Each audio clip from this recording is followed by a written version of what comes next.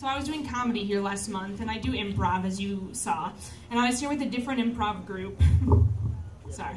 I was here with a different improv group, and something weird happened where I had my mouth open during an improv thing, and like a bug flew in my mouth, and I was like, okay. In my mind, I was like, all right, I have two options. One, I could try to get the bug out, but that would ruin the show, and the show must go on. I've done musical theater since I was 5. I know the rules. And like 2, it's like I could close my mouth, swallow the bug, and proceed on. And I swallowed it. And I have not forgiven myself because I swallowed an insect here. That has not happened yet, but who knows? The night is still young. We're still together for like the next 40 minutes. So who knows what's going to happen.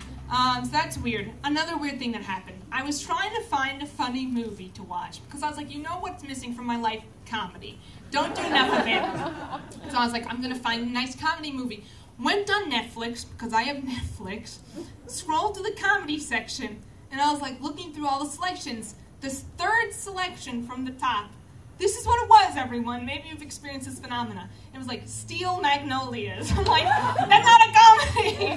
There's like 3 funny parts in Steel Magnolias. It's like, what's the funny part of Steel Magnolias, Netflix? When Shelby dies, when she's lying on her kitchen floor, and her husband comes home, and their son is crying, and he's like, what's happening to mommy? And it's like, I don't know what's happening to mommy. And then Shelby dies. And then Sally Field is crying in the cemetery. Is that funny? Because I missed the comedy part. Why is that a comedy? I was so angry about it. And then I realized it's like, you know what? Let it go. Like, it's not Netflix's fault. It's someone's fault, but let it go. You know, you hold on to too many things.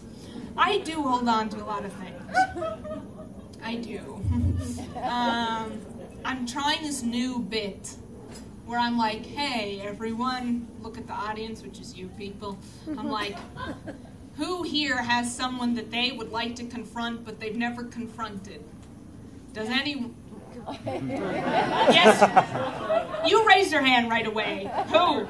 Coworker. What's the coworker's name? Lori? Let's imagine Lori's right here, everyone. Lori, you suck. You really suck, Lori. Oh no. Lori, you ruined it. You ruined it.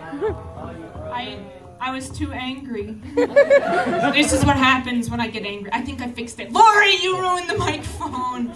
Get out. And then we all will cheer for Lori leaving. He finally told Lori off. I would like to tell so many people in my life off. One, my old substitute teacher, Miss Nelson.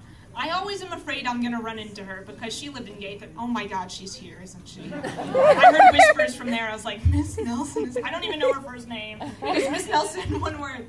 Miss Nelson hated me. I was a young girl. I don't know what I did. I remember this one time, Miss Nelson came to me and she was like yelling at me. And she was like, you messed something up. I don't even know what I messed up. Probably something stupid, because everything Miss Nelson had to do was stupid. And she was like, Stacy, you've messed this up. And I was like crying, and I'm like, I'm sorry, Miss Nelson.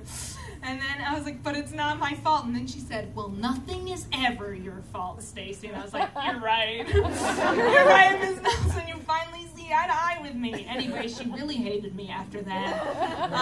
And I had to endure her for the rest of my elementary school years. Anyway, get out, Miss Nelson! The whole show is us confronting these imaginary figures of the, you know what, you guys aren't getting it, but trust me, you know, maybe at 2 a.m. you're going to envision the person you hate, and you're like, man, I wish Stacey Axter was here in a crowd full of people, and we could yell at people together, and I would wish that too.